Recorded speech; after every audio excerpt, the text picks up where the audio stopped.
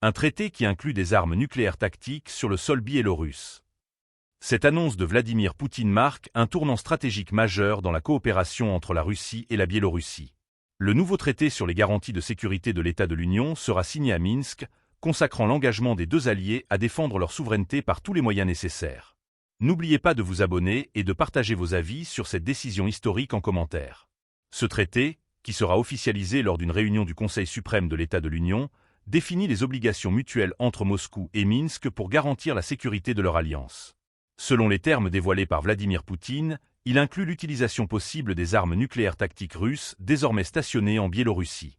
Une décision justifiée, selon le président russe, par la nécessité de protéger la souveraineté, l'intégrité territoriale et le système constitutionnel des deux pays face à des menaces extérieures grandissantes.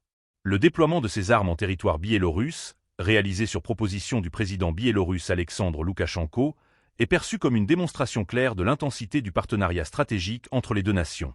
Minsk devient ainsi un maillon clé de la stratégie de dissuasion nucléaire russe, une initiative qui alimente déjà les inquiétudes en Europe et au-delà. Ce pacte intervient dans un contexte de tensions exacerbées avec les pays occidentaux, qui dénoncent une militarisation accrue de la région. Les responsables russes, quant à eux, considèrent cette mesure comme une réponse légitime à ce qu'ils décrivent comme une expansion agressive de l'OTAN à l'Est et une ingérence dans les affaires de la région. Pour Minsk, cette alliance renforce non seulement sa sécurité, mais aussi son poids géopolitique. Alexandre Loukachenko, souvent qualifié de fidèle allié de Moscou, a affirmé à plusieurs reprises que ce partenariat stratégique était essentiel pour contrer les menaces émanant de l'Occident. Avec ce traité, la Biélorussie s'engage pleinement aux côtés de la Russie, y compris sur le plan militaire et nucléaire.